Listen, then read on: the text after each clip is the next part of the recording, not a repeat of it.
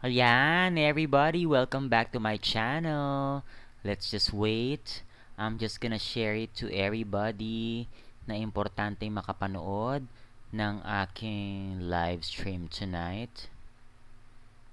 Okay, there you go. Wow, ang arte.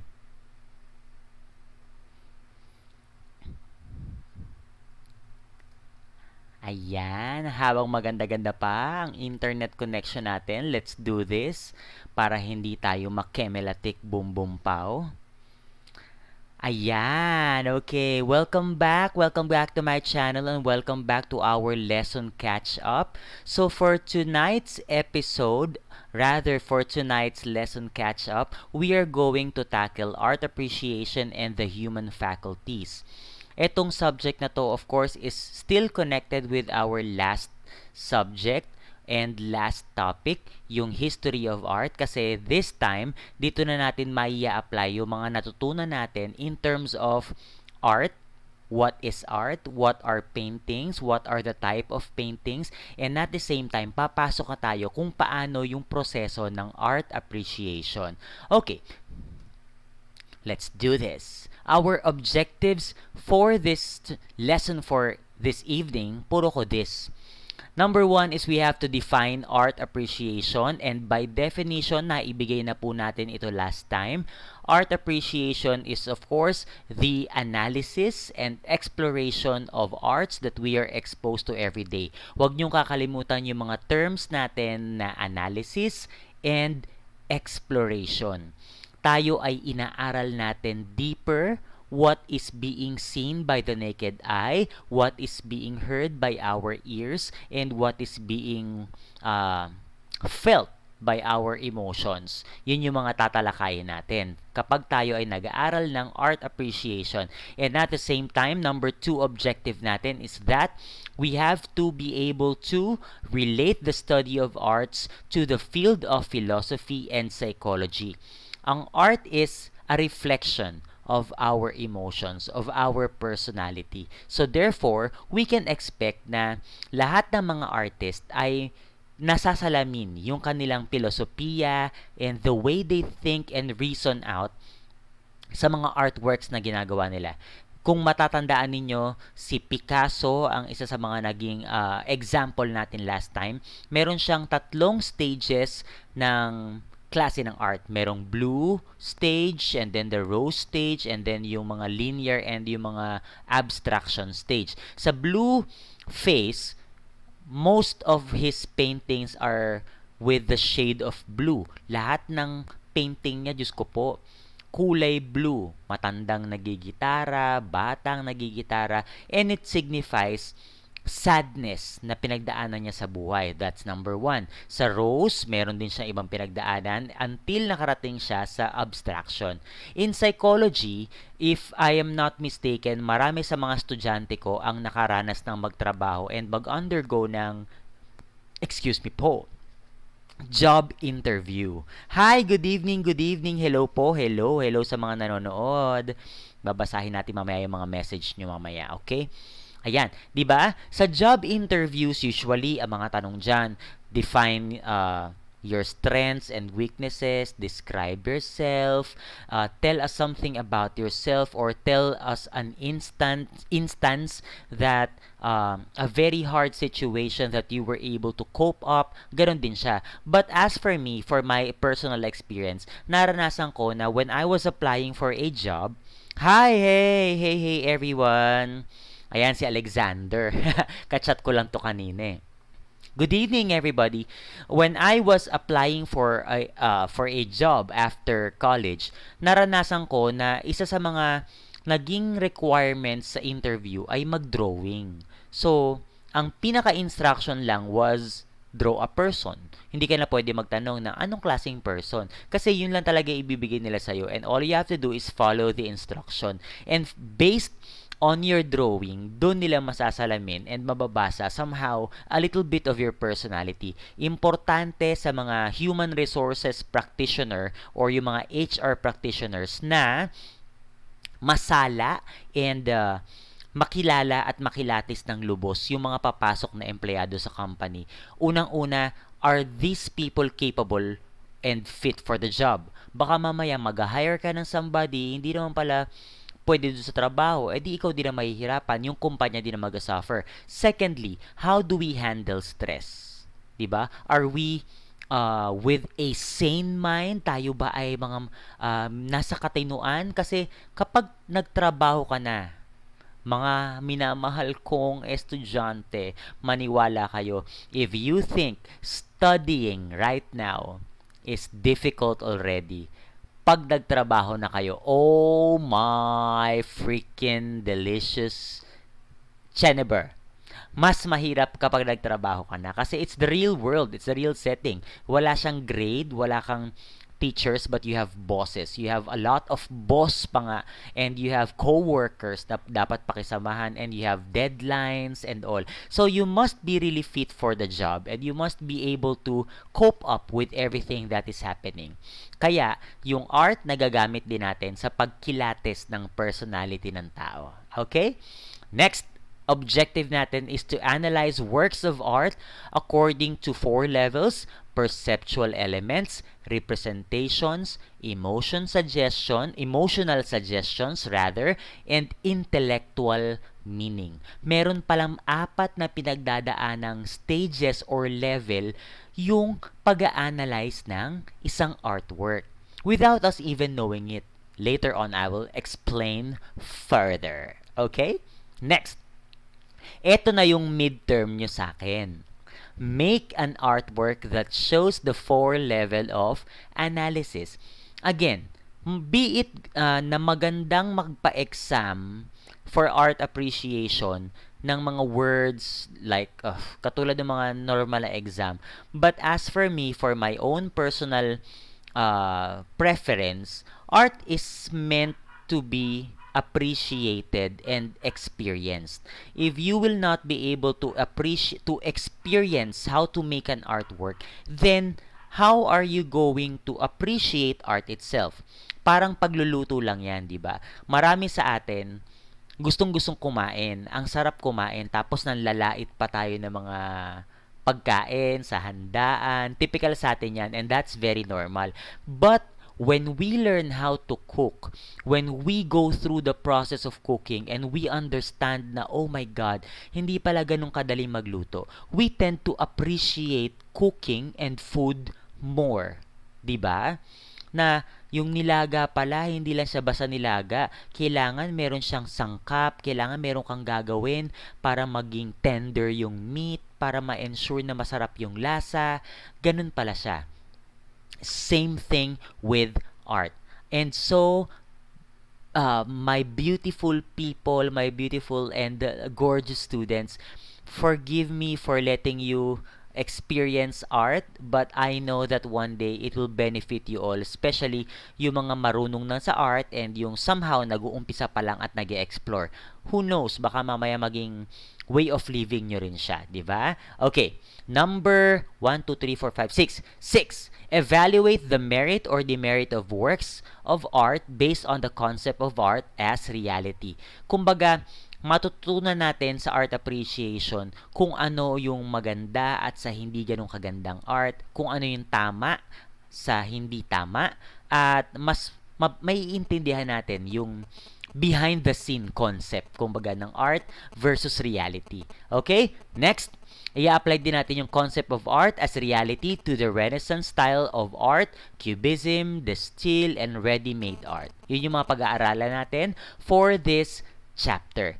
It will be another long chapter. Again, every chapter in art appreciation is quite long, kaya divide natin siya into different lessons and different parts. So please, I hope that you will stick around, and I hope that you will watch every video, because again, it will be beneficial not for me, not for my channel, but for you. Okay? So let's move on. Ayan na. Wait lang, inom lang ako. Asan yung inumin ko? Ang layo ng inumin ko, my golly bells. Ayan. Nag-prepare ako ng inumin for tonight.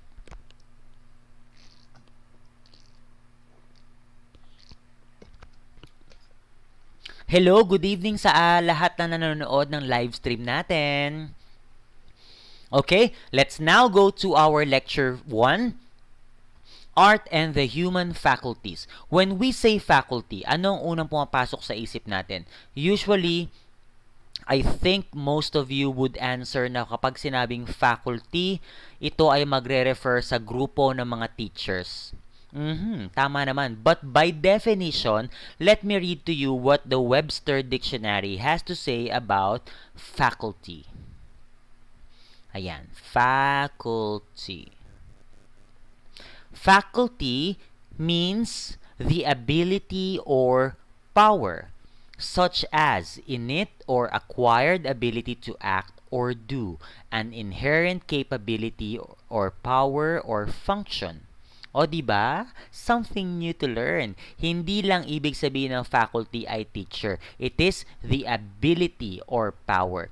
So therefore, tayo as humans, we have the ability and we have the power in terms of ruling and governing the world, our lives, okay? So let's go to the first topic. Ayan. Art and the human essence. Sa mga naka-attend ng Google Meet ko last week, kasi this week tayo ay asynchronous, di ba? So, I will be doing another video, live stream video para sa mga topic na hindi natin i-discuss via Google Meet.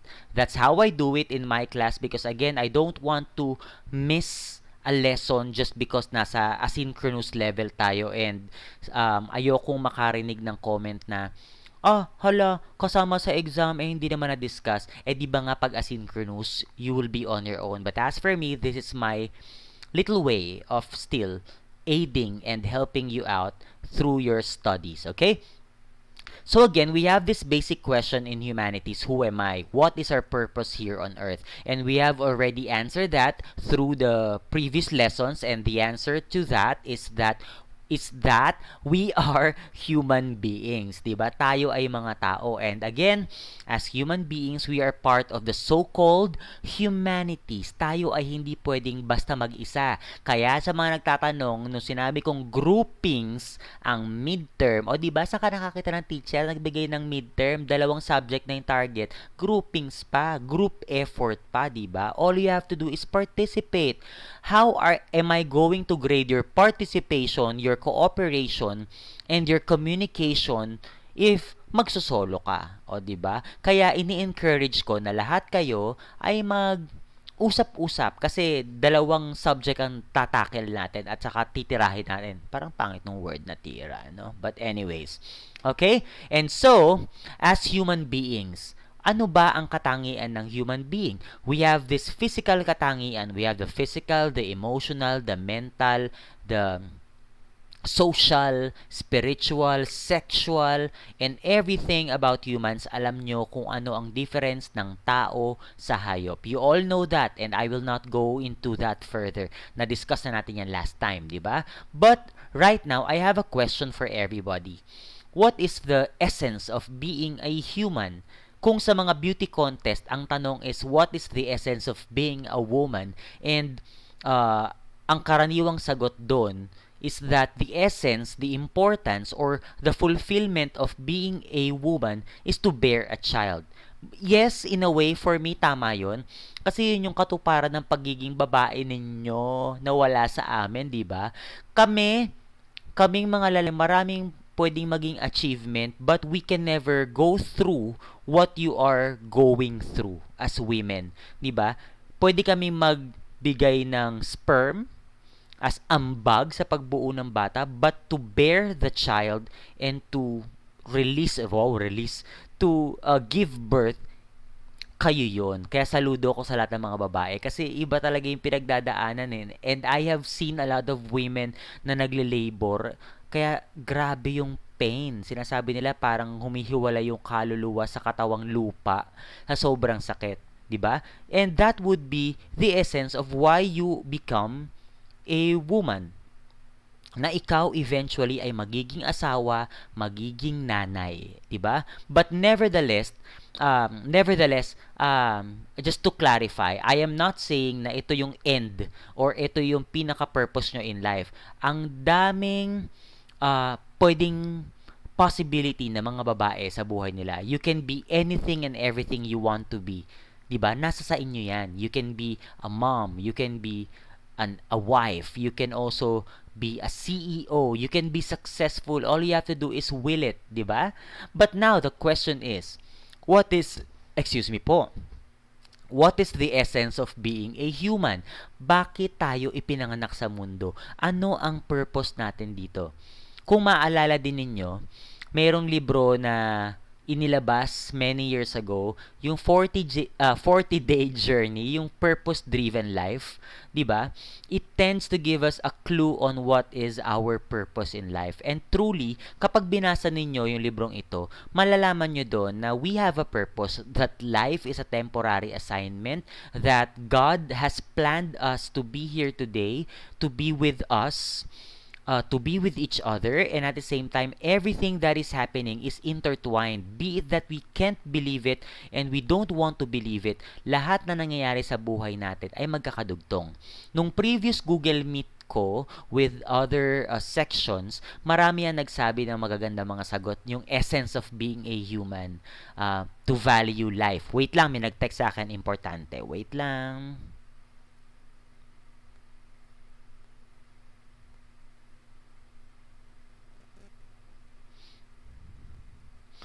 Saing ako later. Char. 'Di ba? Ang sabi ng isang sagot na tumatak sa akin is we have to value life. Tayo ay nabuhay sa mundong ito to value life. And perfect. Napakaganda ng sagot na 'yon, 'di ba? Tayo ay nabuhay sa mundong ito for a purpose. So, wag nating sukuan ang buhay. Kung alam nyo lang ang pinagdadaanan ng bawat isa sa atin, yung mga kala natin, inirereklamo natin na parang, oh my God, ayoko na, suko na ako. Pag narinig nyo yung kwento ng ibang tao, baka magulat kayo. Yung problema nyo, wala pa pala sa problema ng iba. 'Di ba? So that's one. Sabi nung isa, na tumatak din sa akin ang sagot niya sa essence of being a human, tayo daw ay inilagay sa mundong ito para pangalagaan ang ating environment. Totoo 'yon. Isa pang fact ay the world is getting old, and all we have to do right now, since we cannot restore Earth as it is before, as it was before rather, and hindi natin siya kayang pabatain uli. Ang kaya natin gawin is pangalagaan siya. So may ambag tayo sa kung ano ang nangyayari sa mundo natin, be it good or bad, malaki or maliit, may ambag tayo dyan. At marami pa tayong essence kung bakit tayo nandito sa mundo. And all we have to do is to find out what is our main purpose. My purpose could be different from yours, and your purpose will be very different from mine. Iba-iba tayo ng tatahaking landasin. But nevertheless, we have to believe in ourselves that we are here on earth for a special mission and special purpose. Kung sa tingin nyo namumroblema kayo ngayon, it will all come to pass. Lilipas at lilipas din ang mga problema na yan. So, keep on living. Keep on dreaming high. And believe in the power of God and have faith in His Word. Okay? O, nagiging preachy na naman ako. Ayan. So, we have these three human faculties. We have the mind, the will, and the senses. Madaling tandaan. Mind, will, senses. Okay? Kapag sinabi nating senses, andyan ang mata, ilong, bibig, labi, dila, skin, imagination. Okay? At lahat ng yan ay magkakadugtong. Yung kapag tayo ay nag-appreciate ng art, this happens simultaneously. Tuloy-tuloy ito. Walang procedure na tipong step 1, senses. Step 2, damdamin. Step 3, iisipin. No, it happens fast and simultaneously na akala mo, wow, naisip ko yun, pero yun pala, nadaanan niya muna yung prosesong unang-una, okay? Senses is for the perception, or kumbaga, ito yung nagbibigay muna sa atin ng ating ng imagery, ng first impression, yung mga una natin nakikita, naaamoy, naririnig, nararamdaman, nalalasahan. And then of course, aakyat yan sa susunod, which is the will or the emotion. Everything that we see, everything that we hear, that we feel, that we taste, will give us something to feel. 'Di ba? Kapag nakakita ka ng pangit, meron kang mararamdaman. Kapag nakakita ka ng maganda at nakarinig ka ng musika, may mararamdaman ka. Either masaya, malungkot, galit, meron kang mararamdaman. And at the same time, aakyat yan sa pangatlong faculty, which is the mind. Ibig sabihin, lahat ng nakita mo, naramdaman mo, nakita mo, may isip mo yung reason behind it. Everything that is happening around us has its reason. Okay? So, eto siya. Perception or the senses is for sensing, kita, rinig, amoy, lasa, pakiramdam, imagination. Emotion is for the damdamin. And of course, reasoning is for thinking. Ayan, napakadaling tandaan. Example. I will give you an example kung paano ito nangyayari ng mabilis. Yung bagong kanta ni Moira, sabi sa inyo ang mga hilig ko ay biritera, pero itong si Moira, siya yung hindi biritera na favorite ko. Alam niyo yung kanta niyang Paubaya, di ba? Yung kanyang bagong kantang Paubaya. Okay. Perception or do sa senses level muna tayo. Nung una kong narinig yung kanta, hindi ko pa binabasa yung lyrics. Of course, the melody is good, the music is good, her voice is soothing, given na yon. Diba? Narinig ko. And then, yung bawat tipa ng nota, yung bawat bitaw niya ng salita, nananamnam ko, naiintindihan ko, I start to go beyond perception. Nakita ko na, naramdaman ko na, nabasa ko na. So, I will then start to feel something towards the song. And I will feel the message of the song. Yung emotions. Oh my gosh, di ba? Etong si Moira, hindi ko talaga alam kung anong problema nito. Masaya naman ang buhay, may asawa. Hindi ko rin alam kung anong nangyayari sa puso at damdamin niya, pero bakit ang sasakit ng mga kanta niya? Yung Paubaya, di ba? Yung lyrics niya. Kapag binasa niyo yung lyrics niya, oh my goodness. Talagang mapapaisip kay, masaya ba talaga itong babaeng ito? Charot. Di ba? Meron something sa puso mo na makukurot, be it na na-experience mo na yun o hindi, but definitely, there will be something inside of your heart that will be touched by the music, the way she sounded, the way she sang the song, and of course yung lyrics, di ba? And then, mapapaisip ka na lang bigla ng mga dati mong na-experience. Aakit ka doon sa mind, sa reasoning. Maiisip mo, ano ba nangyayari kay Moira? Did she actually experience what she has written in the song? Or is she somehow reflecting the feelings or parang an experience of a friend or people around her na naka-experience ng gano'n na kailangang ipaubaya mo yung mahal mo kahit alam mong mahal na mahal mo siya, wala kang choice kundi ipaubaya dahil sa dulo ng inyong pag-asama, ikaw ang kasama pero iba ang mahal niya. Ang sakit. Ang sakit, diba? Ganun yon, diba?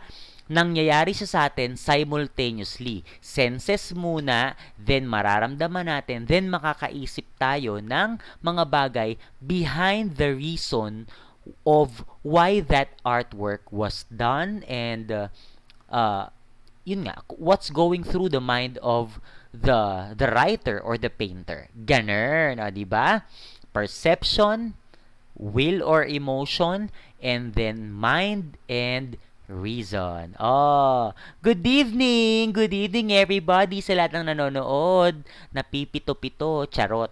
Hayaan natin, hindi natin pinipilit ang lahat. Basta, ang mahalaga, manonood kayo at mapapataas nyo ang kita ko sa YouTube na $3. Charot! Okay? So again, it happens at once. So, ganito na tayo. Sa mata, sa level ng senses, ano ang analysis na nakikita natin or analysis na nangyayari sa atin kapag tayo ay nasa level ng senses? Unang-una, we see the perceptual elements. Ito yung i-discuss ko sa inyo today so that you will have a better idea of what you will do for your midterm exam application. Okay? Perceptual elements. nakikita natin yung mga elemento na bumubuo, example ha, sa painting. There's lines, colors, shapes, form, figure, etc. Yun ang elements.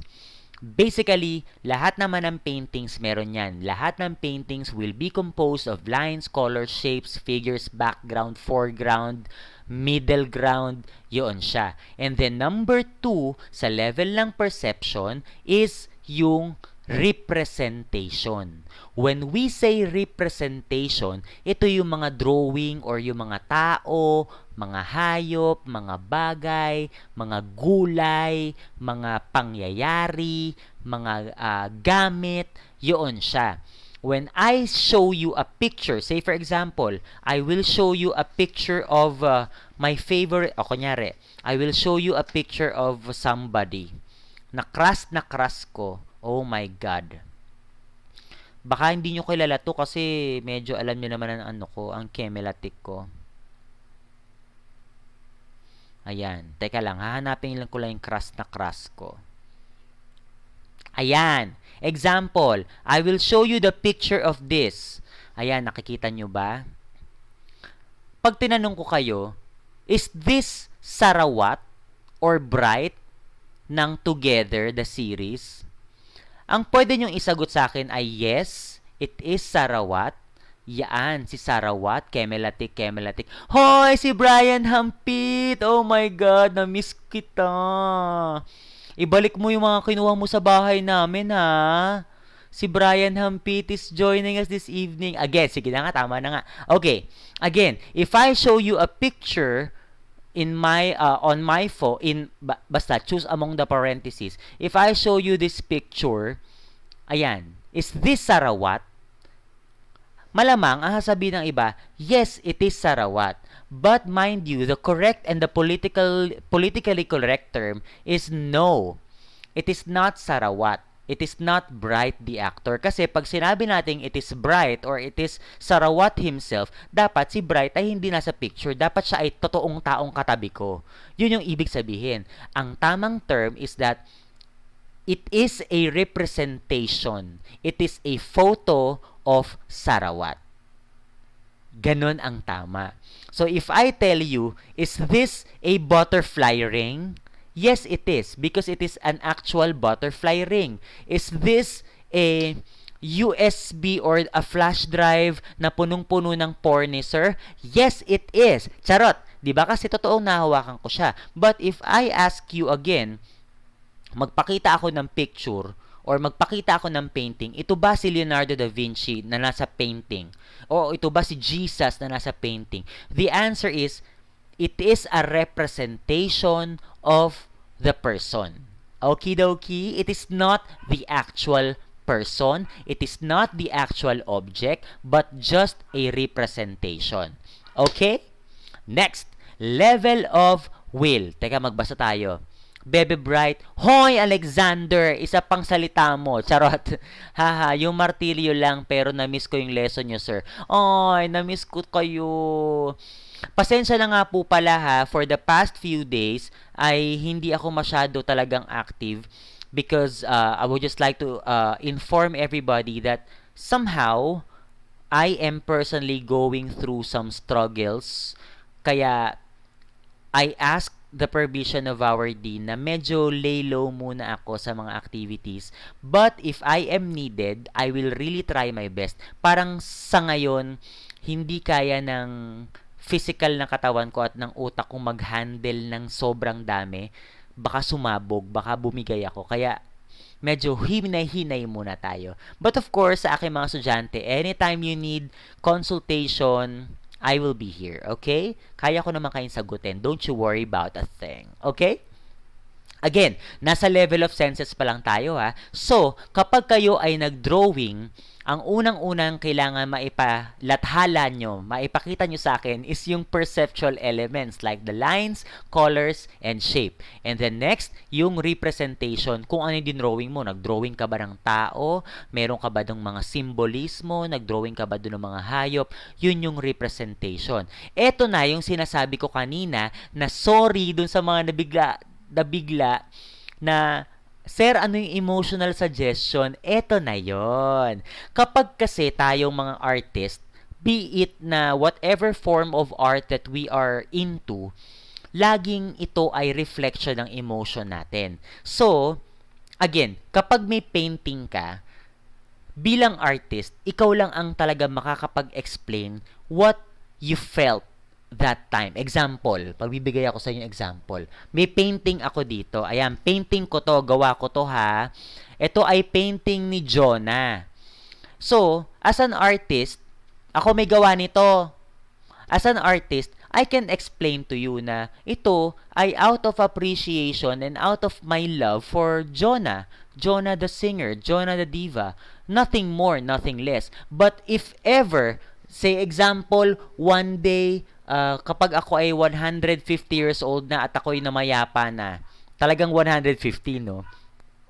Kunyari ako ay namatay na tapos na i-exhibit yung aking mga paintings. Yung ibang mga tao, yung mga audience will have a different interpretation of my paintings. Pero in reality, ako lang talaga ang makakasagot nito. Kasi nga, ang artwork can also make you feel emotions. So that is what you call emotional suggestion. Na kapag nakita mo yung painting ng isang tao or ng isang bagay, any painting, it will give you a suggestion of ano yung reflected emotions embedded doon sa ano na yon, doon sa painting na yon. Gets nyo? Nagigets nyo ba? Kunyari, magbibigay pa ako ng isa pang example. Wait lang, wait lang. Hindi nyo ako pwede makita kasi naka-boxer lang ako. Ayan, kunyari. Ayan. Teka lang, ang taas kasi nung fainting ko. Hindi ako makatayo. Oh my God. Hindi ako makatayo. Makikita nyo yung pekpek ko. Ay! Pokla. Charot. Ayan. Example. Example ko is this. Ano kaya sa tingin nyo ang emotional suggestion na pwedeng maparating sa inyo ng painting ko na ito? Painting ko to ha. Hindi ko to binili. Ginawa ko to. Nasira na nga eh. Ito yung nagbago-bago pa lang ako nag-oil painting. Madumi nga eh. Sa tingin nyo, ano yung suggested emotions ng painting na ito? Pwedeng sadness, pwedeng ashamed, pwedeng hiya, pwedeng ganun, di ba? Pero, kung i-explain ko sa inyo, wala lang. Gusto ko lang mag-drawing ng isang taong nakahubad na medyo nakatago at censored ng chemelatic ng konti. Pero wala naman siya sa aking meaning. Pero again, sa ibang mata, dahil nga ang art is subjective, pwedeng sa ibang audience, pwede nilang ma-interpret ito na ay something na about kahihiyan, something na about pretending, kalungkutan, pagtatago, chemelatic, barba. Ganoon ang art. Yun yung sa emotional suggestion. Okay? So, ibabalik ko siya later. Dahil hindi ako makatayo at makikita nyo ang pem-pem ni Sir. Charot. Okay? Next. Hi! Hi! Good evening! Hello, hello! Ayan, na-miss din kita, Hampit. Charot. O hindi, mabait yan. Kilalanin nyo ang inyong kuya Brian June Brian. BJ yan eh. BJ nga siya. Oo, mahilig yan sa BJ. Kasi BJ siya. Brian June Hampit. Isa sa mga pinakamabait kong estudyante yan. Guwapo, simpatiko, talentado rather. Ayan. Okay, okay. Ayan. Okay. So now, level of the mind. Kapag tayo again ay nakakita ng painting, bukod sa mga lines, colors, and shape and representation, at bukod sa damdamin, we start to analyze it deeper. So, kapag tayo ay nasa level na of the mind, we tend to analyze deeper ano yung idea, ano yung concept, and ano ang symbolism, ano ang nire-represent ng painting or ng artwork na ito. Ganun. O, diba? Palalim ng palalim. Patalino ka ng patalino. Bongga! Ganun. Gets nyo? Sa level ng senses, again, you see the basic lines, colors, and shapes. O, sige. Ilalabas ko ulit painting ko. In my painting, in this painting, Of course, makikita niyo yung lines, yung mga curve ng katawan ni Sir, yung mga curve ng katawan niya, charot. Yung color, gumamit ako ng green at saka ng skin tone, and then darker shade of green at saka ng mga white kemelati, kumbaga chok-kok-kok. And then of course, yung representation, this is a representation of a person lying down on the floor, tapos naka-ubob, parang fetal position. And then, again, pupunta tayo dun. Yun yung level of senses. And then, number 2, level of the will. Emotional suggestion. Pwedeng sad, pwedeng afraid, pwedeng ashamed, pwedeng may tinatago, pwedeng something else. Level of the mind. Ano ang idea ko dito? It can talk about, say, for example, it can talk about, ano ba? Wala kasi akong idea about this, pero it could be that for you, anong pwedeng interpretation? Pwedeng um, bullying, pwedeng closet, pwedeng ang concept or ang symbolism is hiding, is or parang being secretive or something like that, or parang coming out of the shell, that we are humans trying to hide our feelings and emotions. Magandang gabi din. O di ba? Pwedeng ganun. Pwedeng para sa ibang tumitingin ito, malalim ang simbolismo. Pero kung ako tatanungin mo, wala lang. Gusto ko lang mag-drawing ng hubad. Yun lang yon. Charot. Ayan. Gets? Gets nyo na yung ibig kong sabihin sa lesson na ito? O di ba? Ang simple lang. Akala natin walang nangyayari, but in reality, ito yung nadadaanan nating proseso kapag ina-analyze natin ang isang artwork, senses, damdamin, and isip. Okie dokie. Example. Ayan. Ano ang mga perceptual elements na makikita natin? We have the colors red, blue, white, black, and yellow. Yun yung mga elements. We have rectangles, lines, squares. Yun ang nakikita natin. That is for the perception. When we move forward, ayan, yung mga visual elements. O, di ba? Merong straight lines, may horizontal lines, may vertical. Yon. Next, ito, same thing.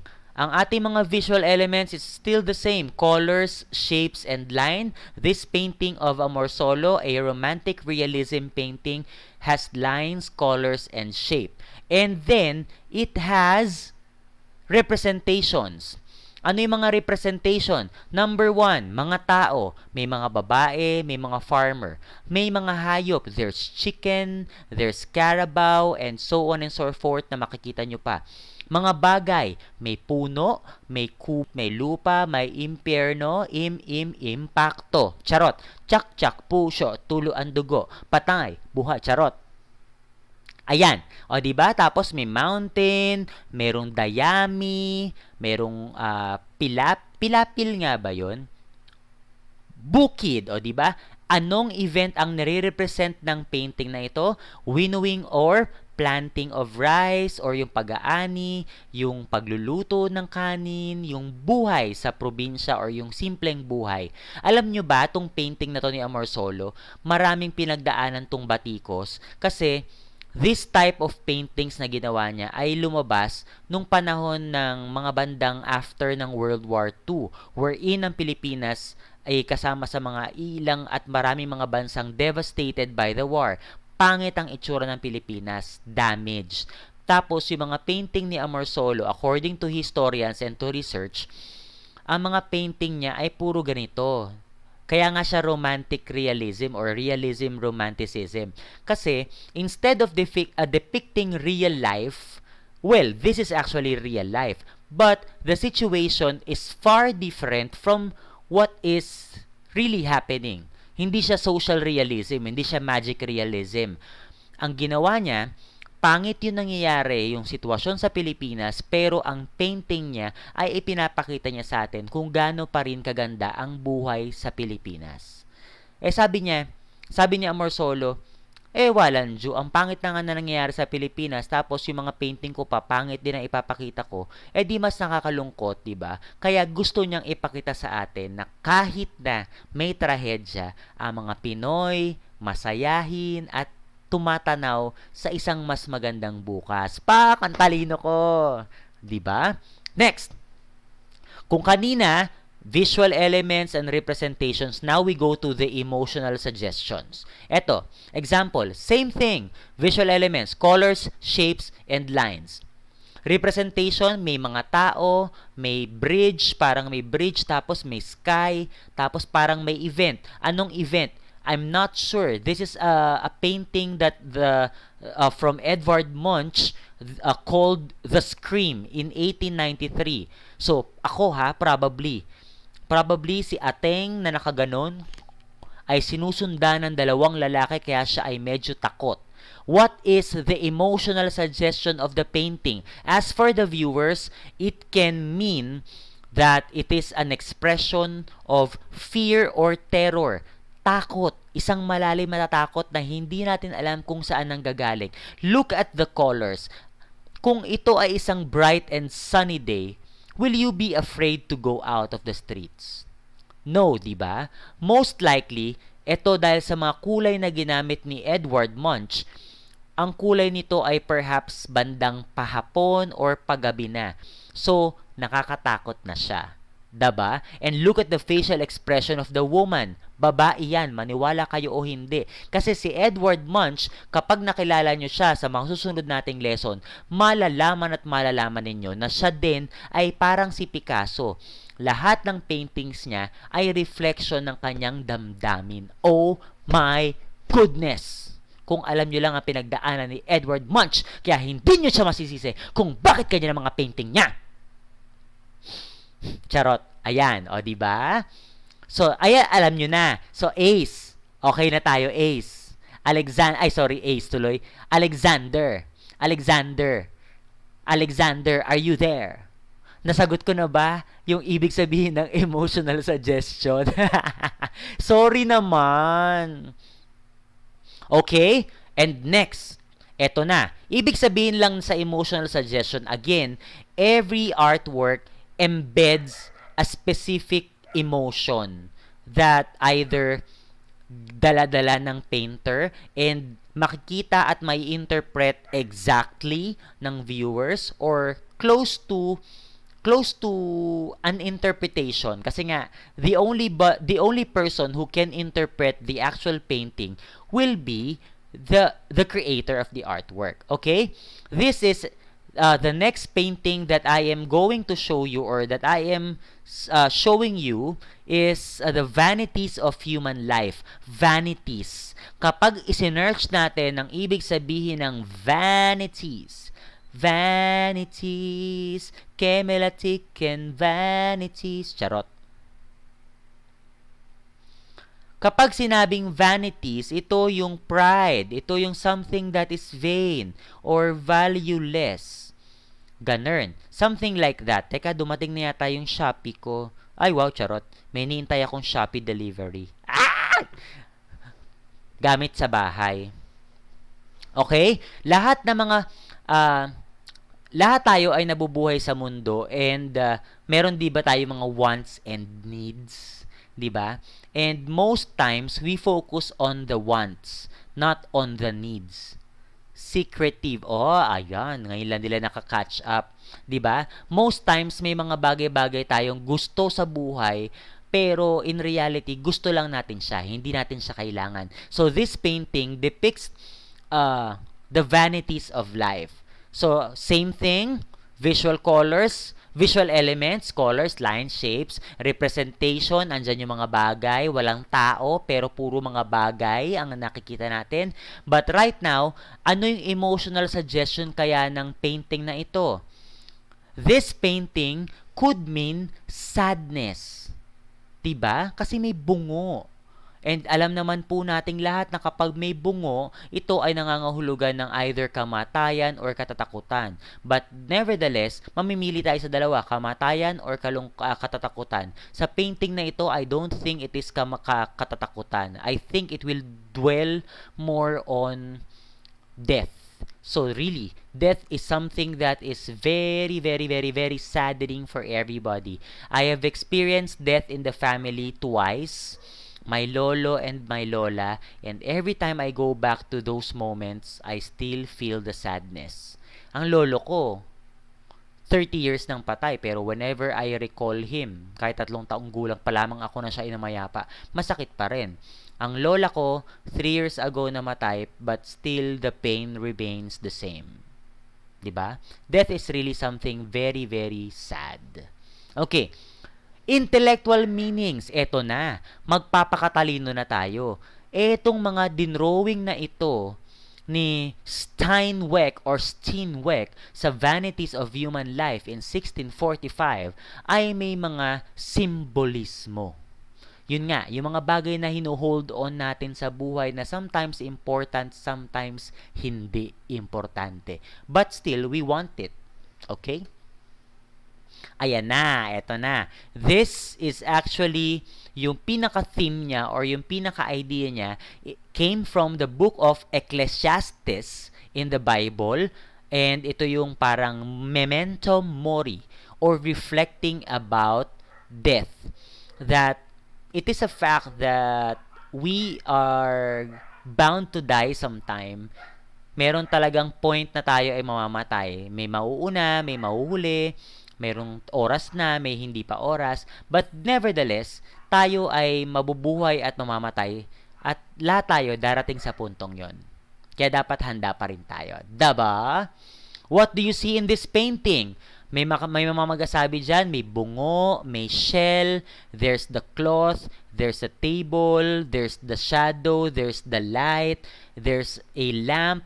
Helmet po yun ha, hindi kalabasa. Nung isang beses na inano ko to, pinowerpoint ko, my God, helmet, yung helmet, sinabi kalabasa.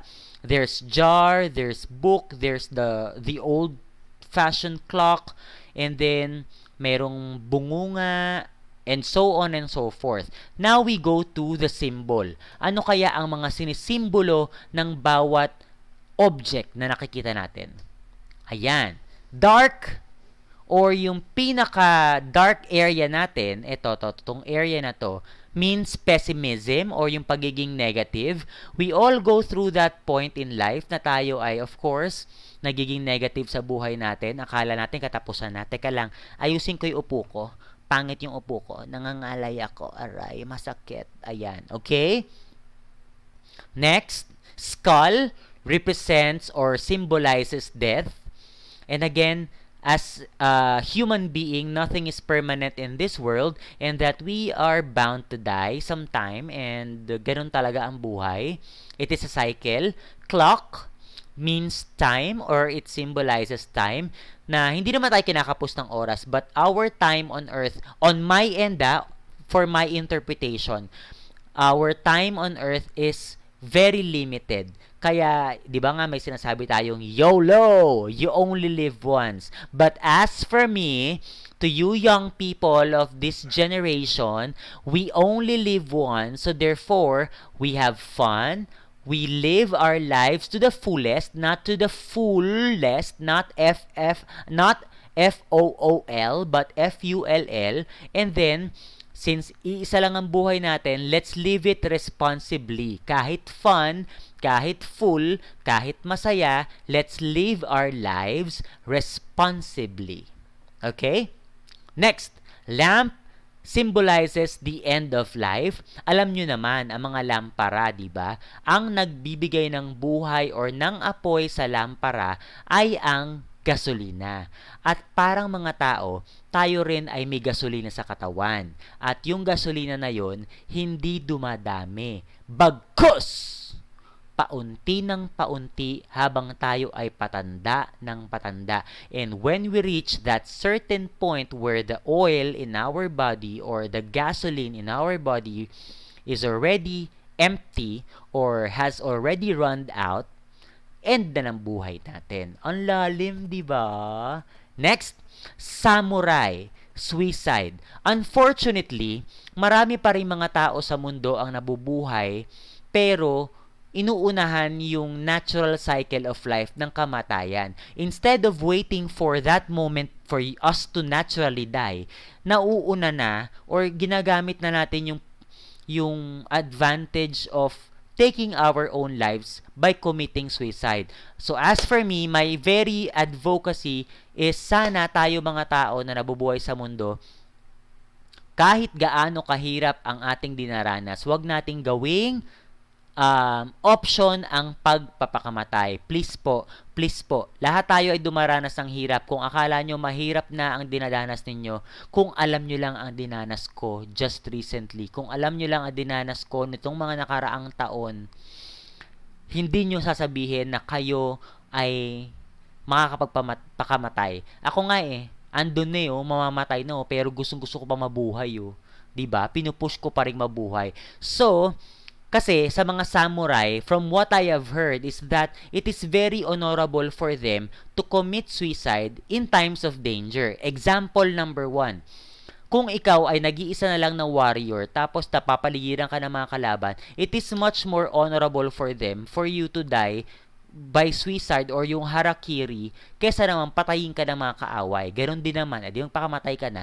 Kaso, from what I have heard, hindi ito yung basta kuha ka ng samurai saksak. Hindi, iba ito. You parang Oreo. You check, you twist it, and you slice it. Ganun. Saksak, twist, and then slice. Yun yung alam kong process ng harakiri para kasi walang chances na ikaw ay makakasurvive. Talagang teggy bells kung teggy bells. Again I am not in any way promoting suicide to anybody. Life is beautiful. Everything and everybody is tested by God, and all we have to do is cling on to Him, have faith na lahat ito ay matatapos din. Okay?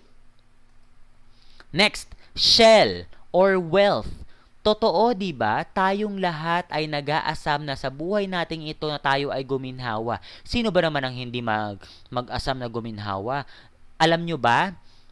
Most times kapag ako dati nagta-travel, nasa jeep, I dream of, yung parang nag-daydream ka na what if manalo ko sa loto, tapos kung ano yung makita ng mata ko, bigla kong bibilin, yung mga lupang bakante, yung mga sasakyan.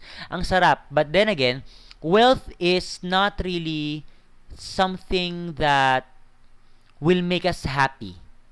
It will give us a good life, it will give us a comfortable life, but happiness is not found in being rich alone. Diba? Yun. Ang kayamanan ay pwede magbigay sa atin ng komportableng buhay, pero hindi nangangahulugan na pag mayaman ka, masayang masaya ka. There will still be something missing.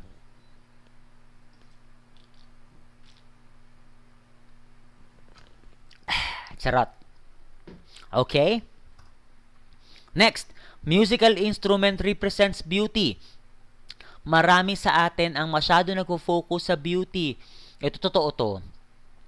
Naghahanap ako ng mapagbobotoksan kasi I feel like ang dami ko ng facial lines and parang gusto kong magpabotox ulit. Dati nagpabotox na ako Ganda ng effect. Wala talagang kaano-ano, walang ka-linya-linya ang peslak, 'di ba?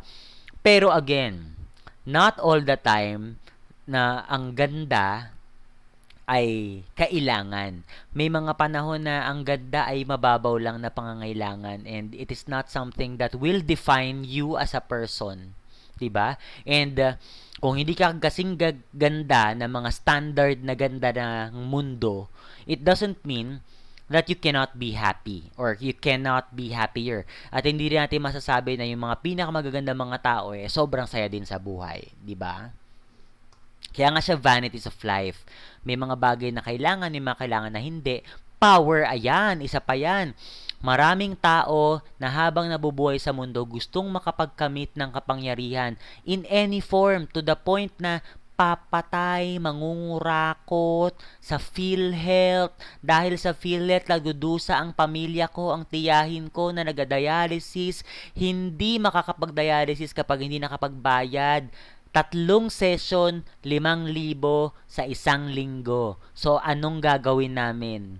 Dahil lang sa kagustuhan nyong magkaroon ng kapangyarihan sa pamamagitan ng salapi, kinukurakutan nyo ang taong bayan. Charot. Diba? We all want to be in power at some point. Pero again, sabi nga ni Spider-Man, Spider-Man, with great power comes great responsibility. Kaya saludo ako dun sa mga mayayaman na kahit sila ay may kaya, hindi sila mayabang, hindi nila ginagamit yung yaman nila para magmalaki. But instead, they go all out to help other people in need. Ayan, di ba? Yung mga mahilig sa power, yung mga mahilig mag-networking. Sabi nila, dami-dami nilang kita, pero pag inutangan mo, walang kita, walang mapautang. Although mali mangutang, di ba?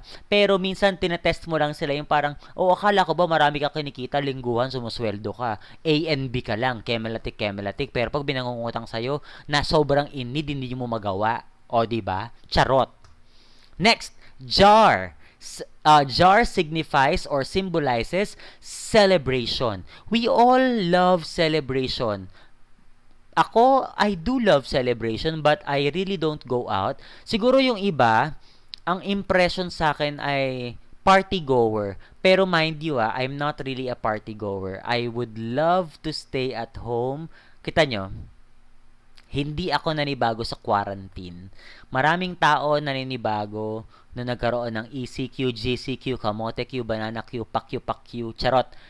Maraming taong nabuburyo. Pero ako, konti lang kasi sanay ako sa bahay. Hindi ako palagimik, hindi ako umiinom, hindi ako nagyoyosi, wala akong bisyo kung hindi mag-Bible study. Charot. Nagbabasa talaga ako ng Bible, pero in reality, hindi ako mabisyo at wala akong gimmick. Ang gimmick ko, nood ng sine, kain sa labas, sa shakies, ganun lang. Tapos uuwi na, konting gala, konting pahangin, pero yung katulad ng iba na parang laging we live every day, we die once. Yes, Alexander, for that, I'll give you a thumbs up. Charot. 'Di ba? But of course, we have to indulge in celebrations at times pa rin. It is not a necessity, but of course, yung sa part lang na pakikisalamuha, pwede, di ba? Pwede yan sa mga acquaintance party. Huwag lang magwalwal kasi tandaan nyo, lalo na sa mga girls, kapag kayo ay sumobra sa walwal, kayo rin ang mawawala ng salawal at later on magdududuwal at magluluwal. Kaya ingat-ingat. Char. Okay? We tend to focus on celebrations. We tend to go out more. We tend to forget what is really important in living. Ang gusto natin, lagi nasa tropa, lagi nasa barkada, lagi nasa ganito, kasi ayaw natin sa pamilya, may problema sa pamilya, kaya ang gusto natin lumabas. Pero paano masosolve yung problema sa loob ng pamilya kung lagi tayong nasa labas? Yun lang yung tanong ko. Oo, nakakaburyo, may problema ka sa bahay. Paano nga makakasolve yung paglabas-labas mo? Instead of us becoming an instrument of change and becoming instead of us becoming sources of solution, nakakadagdag pa tayo minsan sa problem. Diba? Anyways. Next, book stands for knowledge. Ayan, lahat tayo naman ay may knowledge eh. May mga taong matatalino, may mga taong smart, book smart, sobrang academically excellent. Meron din mga taong wisdomful, like we have discussed last time, di ba? Yung mga taong bookish, may mga tao namang by experience, iba-iba tayo ng knowledge. It is important for us to gain knowledge, kaya tayo nag-aaral, kaya tayo ay nag-e-explore, at kaya tayo ay mga nakaka-experience sa mga bagay-bagay. It will teach us a lot of things. Kapag tayo ay nalaglag sa buhay na dapa, okay lang yan. Tandaan nyo, part yan ng paglaki, part yan ng growing up. Ang importante, take the lesson. Don't repeat the same mistakes. Take it from me. Take it from me. Next, light. Eto na tayo. Optimism. Hope. God. We have to believe that everything that is again happening in this life for a special reason and purpose. Hindi tayo pinaparusahan ng Diyos. Ang Diyos ay, wow, nagiging preachy ako, I'm sorry. Huwag nating isipin na ang Diyos ay parang bully sa isang anthill na tayo ay pinapanood lang habang nagsasuffer. No. Tinetest niya tayo on how much we are willing to hold on to His promise, on how much faith we are willing to invest. Kaya kayo sa inyong generation, instead of being so dark and pessimist about everything, being so succulent, and being so like doubtful about everything, kapag kayo ay namumroblema, ang maganda, kumapit tayo sa faith natin na merong Diyos. Kung hindi man tayo naniniwala sa Diyos, may estudyante kasi akong not anti-Christ, pero ano siya, atheist. At least we have to believe and we have to hold on to something that somebody up there is in total control. And all we have to do is pray. Sabi nga dun sa pelikulang Bruce Almighty, kaya nga tayo pag may problema, all we have to do is to look up. Diba? We have to see the goodness that God is giving us. Na kahit tayo ay madapa, tayo ay may hope in Him. Diba? All men make mistake, but only wise men learn from their mistakes. Pak! Oh, ang ganda. Si Jules Apato ba? Si Jules to. Si Julieto Apato to. Ang bongga nun. All men commits mistake, but only wise men learn from their mistakes. Bravo, bravo. I love it. Thank you for sharing. Oh, diba? We are actually learning from this. Oh, ha? So now, gets nyo na yung process na pinagdadaanan natin when we analyze art, yung senses, emotions, and will. Again, sa senses, yung mga nakikita, naririnig, nalalasahan, nararamdaman. Sa emotion, yung pinaparamdam at yung napaparating sa atin. And then, sa mind, doon natin ini-interpret yung mga nakikita nating symbolism, doon natin ina-analyze yung sitwasyon nung pinaint ito, kung saan, kung anong era, ganun. Okay? So, before we end our session, Julieto, 4 pala, sir. Sorry naman. Sabi sa inyo, mahina ang memory ko eh. Anong Janver pa? Okay, si Janver. Mahina nga memory ko eh. Alam niyo tong kantan to for sure, Dust in the Wind. 'Di ba? Dust in the Wind. Ginamit to sa pelikulang Final Destination. Final Destination, Death plus charot. 'Di ba? I'm not really sure of the whole lyrics. I mean the whole tone of the song. Pero ang alam ko, close my eyes only for a moment and the moment's gone. Ayan, 'di ba? Maganda ang melody, perceptual. Maganda ang melody, ang ganda ng pagkakagitara, ang ganda ng instrument, yung boses ng kumanta, bonggang mataas, tapos soothing. And then once you know the lyrics, eto yung lyrics nyo, I close my eyes only for a moment and that moment is gone. All my dreams pass before my eyes, a curiosity, dust in the wind. All they are is dust in the wind. Now, ano yung pwedeng emotional suggestion nitong kantang ito? See, hindi lang siya sa painting. Anong isang emotional suggestion na pwedeng iparamdam sa atin ng kantang ito? Pwedeng fear of death na based on the Bible, mamaya na yung Bible na yun. 'Di ba? Pwedeng fear, tayo ay at some point in our lives, may takot na tayo ay dumating sa point na mamamatay. Totoo naman, it's natural for us to fear death. Meron naman, pwedeng sadness na parang ang sarap-sarap mabuhay pero darating ka sa point na ikaw ay mamamaalam. Paalam na. Charot, 'di ba? Pwedeng ganon. Now, we go to the intellectual or the mind. Kung paano natin siya i-digest further. This song, Dust in the Wind, came from the concept of a Bible verse in Genesis chapter 3 verse 19. We are dusts and into dust we shall return. 'Di ba? Tayo ay nagmula sa alabok at babalik sa pagiging alabok. Mabubuhay and then later on mamamatay. Ganun. 'Di ba? And when we digest each line, I close my eyes only for a moment and that moment's gone. My gosh, yung mga nangyari sa paligid natin, akala natin ang tagal-tagal. Ako, 33 years old na ako, feeling ko, ang tagal-tagal ko na nabubuhay. But then, if I recall something, yung parang kahapon lang nangyari, ganun, di ba? Tapos, hindi mo na mamamalayan, all my dreams pass before my eyes a curiosity. Some of my dreams has already come true. Some of my dreams I am still about to fulfill. And some of them I may not be able to fulfill. And they will be just dust in the wind. Lahat tayo ay dust in the wind na lang. Same old song, just a drop of water in an endless sea. Same old song. Pare-pareho tayo na pinagdadaanan sa buhay. Lahat tayo mamamatay, mabubuhay. Lahat tayo may problema, masaya, malungkot, takot, galit.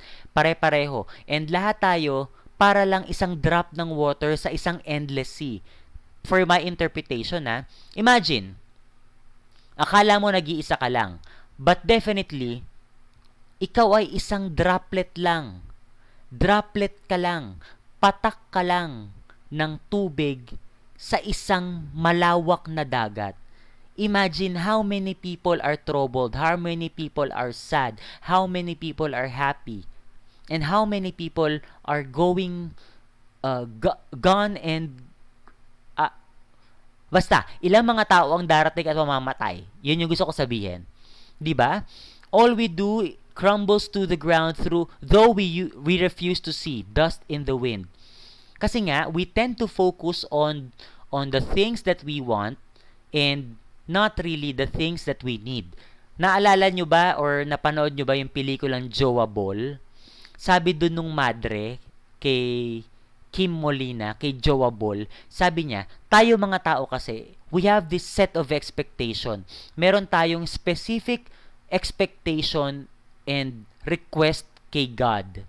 Na gusto ko ganito, na gusto ko ganyan, ito yung pangarap ko, ito yung dream ko, ito yung dream guy ko, ito yung dream life ko, ito yung gusto kong makuha na regalo mula sa'yo. Not realizing that the gift of God or yung pwedeng regalo ng Diyos sa atin will come in a different package. At kapag nasa harapan na natin siya, hindi natin siya mapapansin kasi hindi yun yung ine-expect natin. It is actually the gift that we are asking for, but it only came in a different packaging. And dahil hindi nga siya yung ine-expect natin, and it came in a different packaging, we tend to not prioritize and not appreciate what we have. O, diba? Ang lungkot. Oh my God, I'm so matalino, ha? Charot. O, diba? So, yun lang. Yun yung lesson natin for today. And we will move on to the next the next lesson sa mga susunod pang mga araw kasi ito ay medyo mahaba and I will not want you to be burdened with too much information. So, I'll try to do as many live streams as I can and all you have to do is watch, appreciate, listen, download anytime you want para kayo ay maka-catch up. Okay, dokie? So, we're gonna end tonight's session with a lot of realization. 'Di ba? Number 1, realization na, oh my God, akala ko simple lang ang pag-appreciate ng art. Yun pala, ang daming pinagdadaan ng proseso dahil hindi ko nalalaman at dumarating na lang sa akin bigla.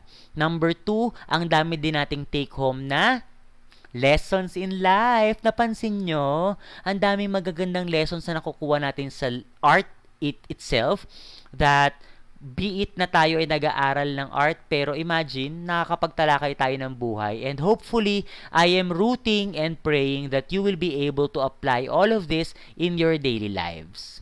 Okie dokie, I'll see you again next time. Thank you very much for joining me. Sa mga ngayon lang nakapag-login, ngayon lang nakapanood, don't you worry about a thing. This will be posted after an hour or two or maybe tomorrow. You can go back to it anytime and I will be posting it via my Facebook account and I will be sharing it to your GC. Sa mga kasama po natin ngayon, hi everybody, thank you very much. 1Gov1, 1Gov2, 1A1, 1A2. Maraming salamat po sa inyo. Thank you for the fruitful live stream. Oh my God, thank you for your appreciation, for your love. I love you. I've seen your audition video. You would always ask me those words I say. Kita ko yon. Okay, and thank you to my former student, Brian Jun Hampit. Kasama natin siya ngayon. Sa mga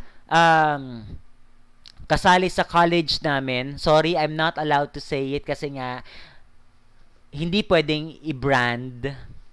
So, sa mga taga-college of tutututututut, sa mga taga-college of tutututututut, dahil madaming mga chumechenneber, kapag nagbabanggit ni logo hindi pwede, which is understandable, pero yung banggit na pangalan hindi rin pwede. Nauunawaan ko kayo, pero kanya-kanya tayong diskarte sa pagtuturo. This is my diskarte. What about you? Charot. Sali po kayo sa sigla, the College of Tutututut League of Adroids. Ayan. I think you will be having a show very soon. I'm not really sure if I can participate again. I am still on the rocky road of life and I would like to focus more on resolving our issues first bago ako mag-handle ng something different. But if you need my help, I will be here anytime. Isa yan, si Brian June, basta si BJ, si Brian June Hampit, sa mga talentado kong anak-anakan na I will forever treasure and I will forever miss. Okay, I'll see you again next time. God bless you. Stay safe mga anak. Ingat kayo at huwag magpapapressure. Your midterm, I hope na na-clarify ko through this discussion yung gagawin nyo sa midterm. It's a combination of your communication skills with each other and art application. Okie dokie? Ganito yung gagawin nyo sa pinaka-final output. Video presentation na nakikita ko yung PowerPoint and ine-explain nyo yung 3 levels ng artwork na gagawin ninyo. Di ba? Kung saan kayo mapapadali, walang problema sa akin, okay? Hindi nyo kailangan ng sobrang bonggang editing or editing software. Whatever is available na pwede nyong gamitin at kung ano yung technique na gusto nyong gamitin, I will very much appreciate it. Huwag kayong matakot na baka, ay sir, hindi ako ganun kagaling mag-drawing. Nope. Ako ay appreciative of your efforts. Okay? I'm not expecting you to be like Picasso or to be like Da Vinci. We are just humans, okay? I love you guys. Thank you so much. Bye-bye. Bye-bye. Thank you. Si Jules. Si Jules. You would always ask me those words I say and telling me what it means to me. Every single day, you always act this way. For how many times I told you I love you, for this is all I know. I'll never go far away from you.